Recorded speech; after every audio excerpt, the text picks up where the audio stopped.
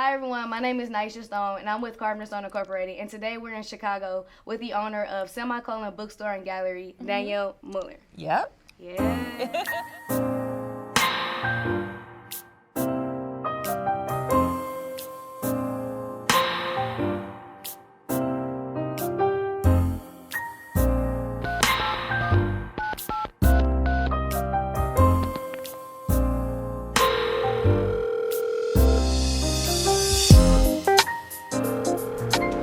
Thank you. So could you show us around your bookstore and just the vibe of it? Okay, so typically here is where people stand, converse, sit and converse. They take, this is the Bear Champ by artist Jay Riviera. He is outstanding. He is a Chicago classic. So we wanted to introduce people to the store with this piece. In this space here is our main book room. It's where we don't put the books in any particular order, but we do curate and recurate all day, every day. What we have is what we have. So typically when people pull a book off the shelf, they take that one and we put another book in its place. What type of books do you have? Everything under the sun. We like to be at least 70 to 80% African American authors, just because we have so many books and this is a Black-owned store. I've been sitting and waiting so patiently. I'm all alone. So could you tell us a little bit about your store? So I know back in January, correct, you had a tumor in the right side of your eye, correct? Yep, still do. In January, I got diagnosed with it. I decided to completely ignore it. Not completely. I started radiation and then chemo, and so I had to put all the other work that I typically do on hold, which gave me enough time to obviously find something else to do. And so, could you explain a little bit of the name? So, Semicolon, I know it came from the Semicolon Project. So, could you explain that a little bit and how that relates to you? I struggle with depression and anxiety, always have. And the Semicolon Project was just always a constant reminder that you have to keep going, you have to push through because there's something on the other side. A semicolon in writing and editing is the point where an author could stop the sentence but decides to keep going. So like you could take this sentence and make it two, or you can make it a run-on sentence. Typically it becomes a run-on sentence, but that's kind of what we want out of life. Like we want to just keep moving on and have somewhere to go. And that's what Semicolon represents to me, somewhere to go in what would have been a super dark moment. And so when, because I know this is a space for local artists and local authors, so when they come into this space, what type of vibe, what type of impact, what do you want them to feel when they come into this space? Home. Like just home. This is home for me. I am a super creative. I am a curator at different museums. Like I love artists. I love music. I want it to be an amalgamation of everything that makes you feel at home. Like it smells nice. It does usually smell food nice. here. It's always drinks here. Somebody's talking too loud. Like you just feel like you are in the place where you're supposed to be, and that is my favorite feel. And so that's what we try to. My manager Brittany and I try to curate every single day. So what does art mean for you then? It's life-changing. Art is much like literature. It's words going unsaid. You know what I'm saying? And you can interpret it however you need to, but I love the way that you can see a piece of art and change your mind, thereby change your life. It's that strong. And anything that has that type of pull is super dope to me. So where we're sitting right now is the main area, but below us is the gallery. So can you describe why you decided to put a gallery right below your bookstore? Yes, because I didn't want to fill the space with books, surprisingly enough. I love bookstores where books are just falling out of everywhere, but I wanted to make sure that people also felt comfortable and they could sit down and think, because that's what I need from time to time. And so in choosing to put a gallery downstairs instead of more books, it was just me giving people a chance to have something to think about, and that's what art does for me.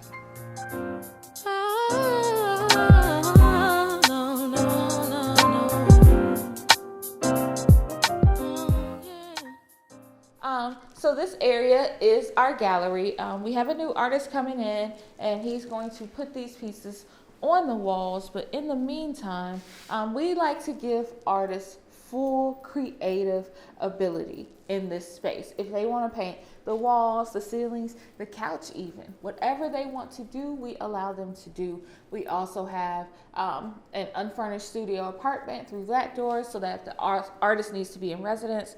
We find that a lot of street artists typically don't have anywhere to call home. So it's dope to say, this artist is in residence, they can work all day, they can have somewhere to live, they can be okay.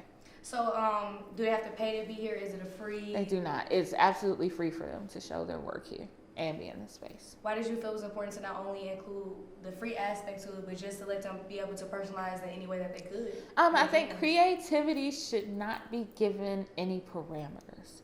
Be as creative as you like to be. That's what artistry is. And I think we're in a society right now that wants to quell creativity, and I don't think that's right. And so I don't want to do that. I want them to paint the walls all kinds of colors, spray paint my floor, do everything so that I can walk into this space and feel transformed. I want each artist to create a transformative experience right here. Won't you stop playing these games with me, baby? I don't mean to come on strong, but I really gotta have you.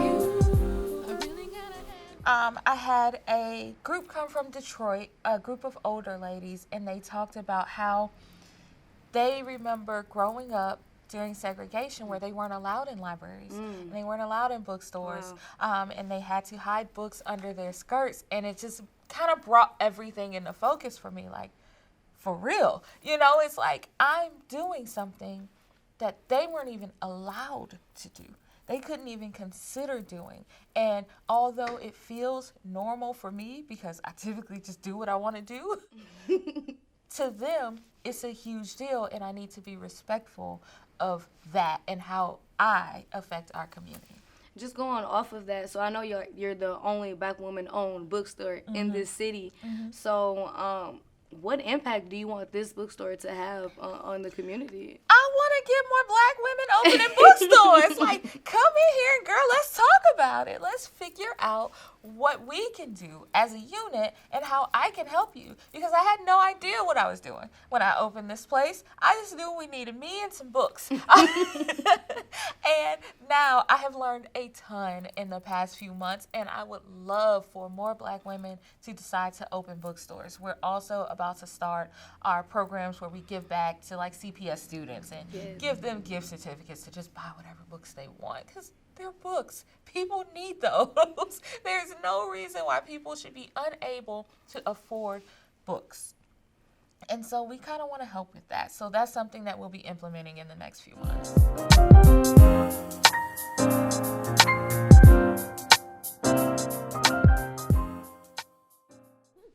We also have our reading room here in the back. This is where I come to escape the madness. I close the door, I listen to records, but if I'm out being the one that's causing all the noise during the day, a lot of people will come in here. And then this is our children's room. Wow.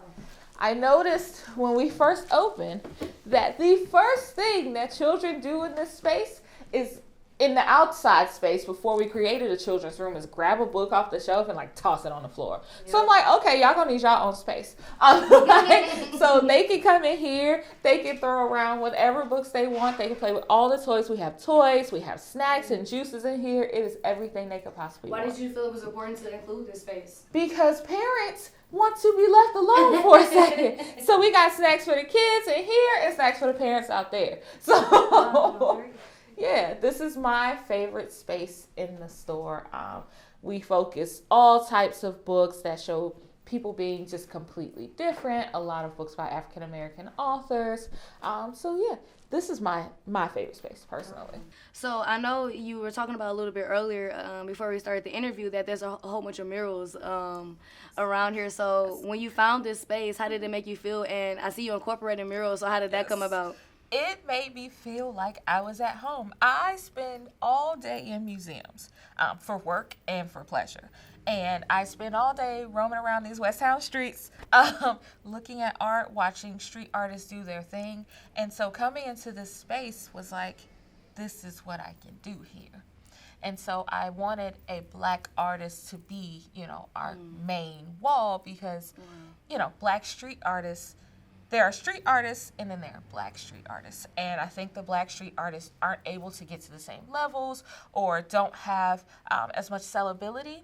And so they kind of get stuck doing small pieces or tagging walls. But I wanted to not have that be a thing. And I knew how much press we would end up getting because Black woman. Yeah. The only one. Exactly. And so I wanted to have a Black artist always featured whenever any of that press came out. That was important to me. I know that this is tailored to the Black community, but everyone is welcome to come into the space, correct? Of course.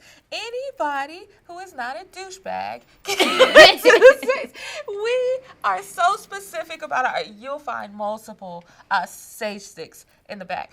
We are so specific about our energy because it's always high energy, upbeat, welcoming, loving. So anybody and everybody does come in and they'll join into debates with us or they'll have a drink with us, and it's just really a good time. The store is really about having a space where you're comfortable enough to sit still and be yourself. And how important do you think that is specifically in the Black community?